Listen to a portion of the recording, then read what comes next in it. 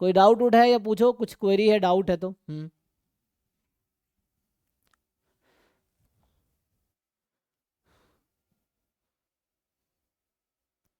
I think श्रुति आप कुछ पूछना चाह रहे हैं, आवाज नहीं आ रही मेरी तक, आप चैट में लिख लो।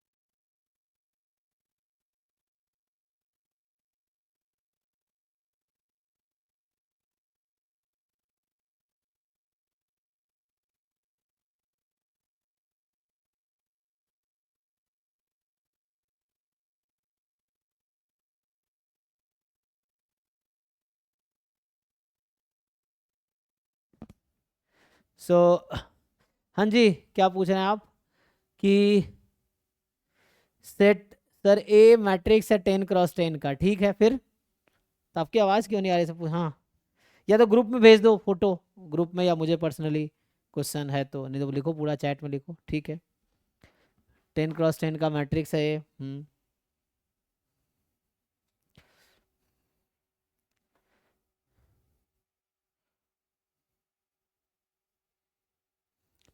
ए आई जे 9/10 है जब आई इक्वल टू जे है, और ए आई जे -1/10 है जब आई नॉट इक्वल टू जे होगा, ठीक है। तो मतलब ये है कि आई इक्वल टू जे है, तो इसका मतलब है कि तो रैंक क्या होगा, है ना। तो -1/10 कब है? आई नॉट इक्वल टू जे है, और आई इक्वल टू जे है तो 9/10 है, तो मतलब डायगोनल पे 9/10 है ना। तो डायगोनल पे 9 तो एक काम करो, 10 कॉमन ले लो, तो 10 कॉमन ले लोगे तो यहाँ बचेगा 9 9 9 9 चलता रहेगा डायगोनल पे, है ना। तो यहाँ जैसे मैं 10 लिख दूँ, तो -1 -1 -1 -1 -1 -1 -1 कितने हो गए?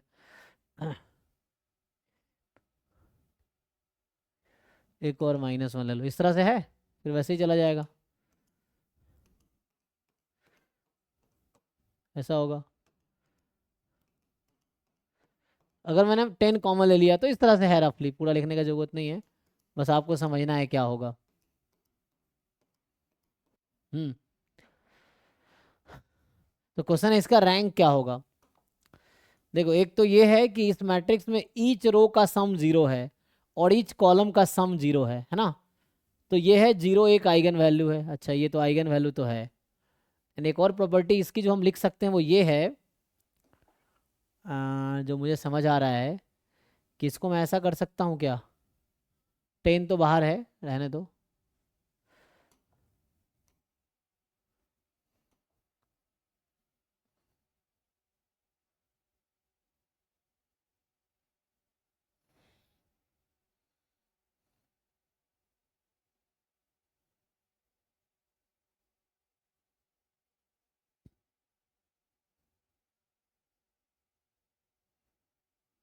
बताओ जी बाकी लोग, आप लोग को क्या समझ आ रहा है?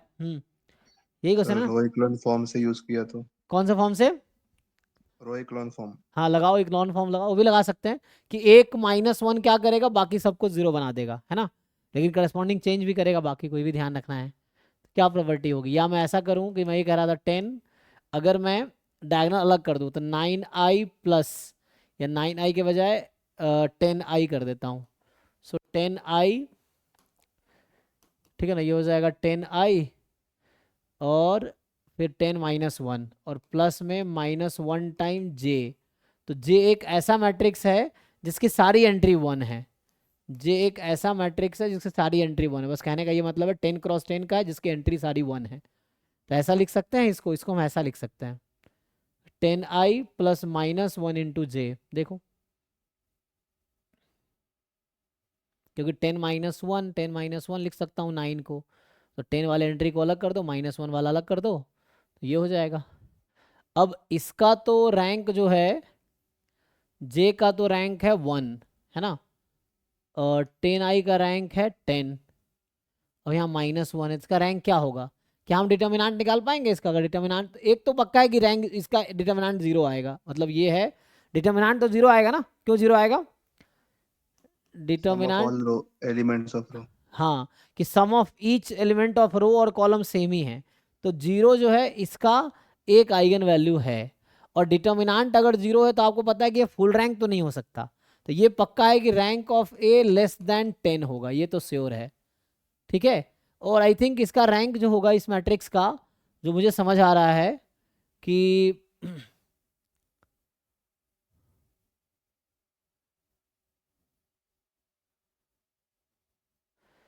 क्योंकि ना बाकी लीनियरली इंडिपेंडेंट होगा, मुझे लगता है 9 इसका रैंक आएगा। ठीक है, हाँ सर, मुझे भी वही आया था।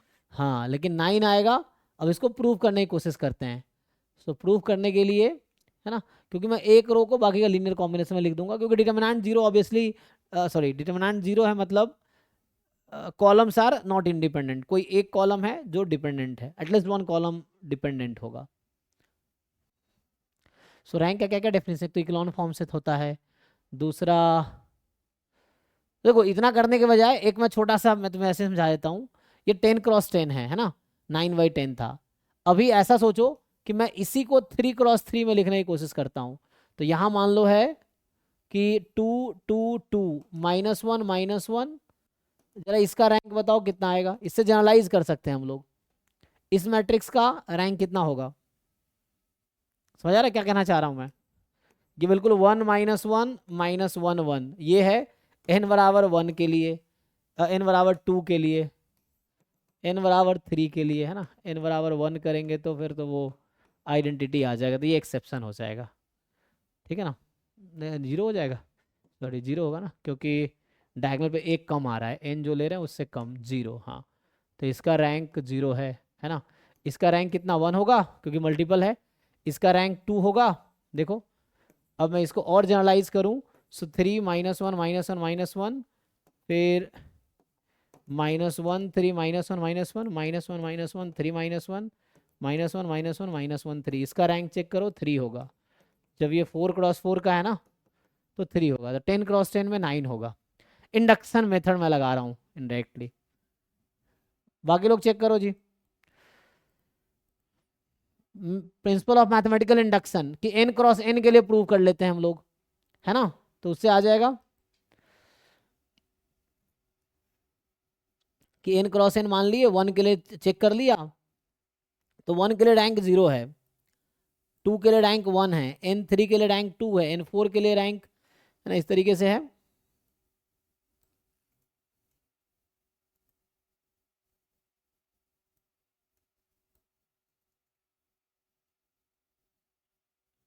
सर मैंने आपको ये सेंड किया सॉल्यूशन, देख लीजिए एक बार। अच्छा एक मिनट, तो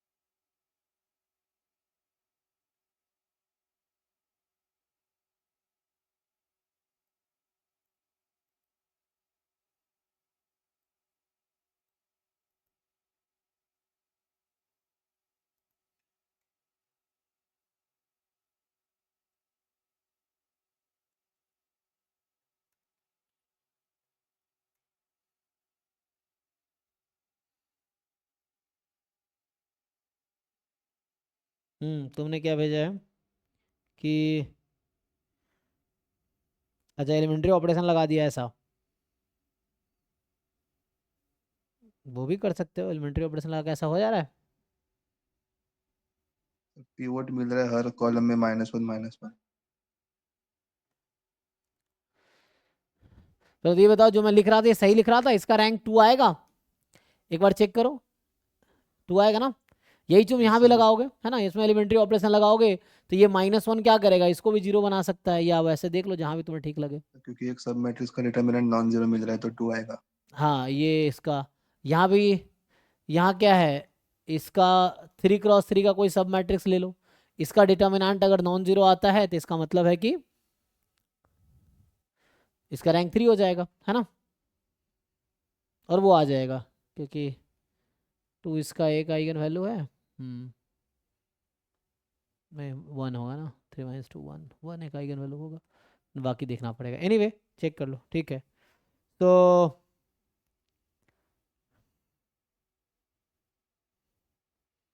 सर तो मेरा नेक्स्ट, एक डाउट था। बताओ। सर उसमें डी हो गया तो जेनसन से, बस एबीसी नहीं हो रहा था। आई थिंक ये फॉर थ्योरम है एक्चुअली, ये ना किसी थ्योरम को बना रखा है, तुम इसमें आसान बनाने के लिए ना फंक्शन ले लो डिस्कार्ड करने के लिए, ये थ्योरम है, क्योंकि इसने बनाया ना सुबह, ये सब थ्योरम्स हैं, तो इस तरह के क्वेश्चन या तुम्हें प्रूव करना पड़ेगा, है ना, या फिर तुम्हें याद हो, नहीं तो प्रूव करने की कोशिश करो, क्योंकि ये सब थ्योरम्स हैं। तुम डिफरेंट फाइल लेके देखो क्या होगा। X be random variable which is Poisson lambda, and consider a function such that this है ना, ये बता रखा है, इसके अकॉर्डिंग तो वैसा फंक्शन बनाओ। तो मतलब ये सब थ्योरम्स हैं, प्रूव करना इतना आसान नहीं होगा, बट कर सकते हो मे बी, है ना, इसमें क्या पॉइसन है ना, बट ट्राई करके देख लो, फिट करना पड़ेगा। सर एक डाउट था थोड़ा सा, क्या नेगेटिव नंबर की पावर 0 1 होता है क्या? कुछ भी हो सकता है मतलब, पॉजिटिव का तो 1 होता है। किसी भी नंबर का पावर 0 1 होगा जो कि नॉन जीरो है, ये रिजल्ट है ना, हाँ हाँ। ठीक है ना, कोई भी non zero real number power 0 1 होगा, जीरो का पावर जीरो इनडिटर्मिनेट है, इससे आ जाएगा, ठीक है ना। अब ये क्वेश्चन थ्योरम है, थोड़े ऑनलाइन तुम रिसर्च करो, ये तो थ्योरम है, थ्योरम को प्रूव करना थोड़ा मुश्किल है, मतलब कर सकते हैं, बहुत टाइम लगेगा। तो अभी अभी के लिए तुम ओके यही सर। कर सकते हो, डिफरेंट फंक्शन लेके एक्सपेरिमेंट करो क्या होता है, यही कर सकते हैं। हम्म क्योंकि ये पूछा है पहले भी, आर का पूछ चुका है, ये सब क्वेश्चन तो पूछ ही चुका है वो सब, मतलब एलिमिनेट तो कर सकते हैं ना ऑप्शन, जैसे ए और बी है, बस लैम्डा एक में मल्टीप्लाई एक में डिवाइड है, दोनों तो नहीं हो सकता, कोई एक ही होगा, तो हम एक ऐसा हाँ। एग्जाम्पल लेंगे फाइव का कि एलिमिनेट कर देंगे, मतलब दिखा देंगे कोई एक ही सही होगा, तो एलिमिनेट हो जाएगा, ये है। और तीसरे में गायब भी हो गया, तो लैम्डा अगर 2 है फॉर एग्जाम्पल, तो अगर मैं लैम्डा को क्योंकि लैम्डा कुछ भी हो सकता है, मान लो लैम्डा 2 फिक्स कर लो अपनी मर्जी से तुम, अब लैम्डा 2 होगा तो ए बी सी में से कोई एक ही करेक्ट होगा, तीनों तो नहीं हो सकता, क्योंकि एलएचएस तीनों का कॉमन है और आरएचएस अलग अलग है, तो ये खुद ही ऑप्शन ही बता रहा है कि 3 में से एक ही सही होगा, एबीसी में से कोई एक ही सही होगा, मतलब एक ही सही हो सकता है, मैक्सिमम एक सही हो सकता है तीनों गलत हो। तो एक एग्जांपल लेंगे, 5x मान लो तुम, कोई ऐसा फंक्शन ले लो जो कंडीशन के हिसाब से, x ले लो, x-1 x-2, जो कंडीशन कह रहा है जैसा, x की पावर n समथिंग लेके कर लो सॉल्व, ठीक है ना। तो प्रूव करने के बजाय तुम एग्जाम्पल लेके डिस्कार्ड करने की कोशिश करो। Okay sir. हाँ हाँ, थैंक यू, हाँ।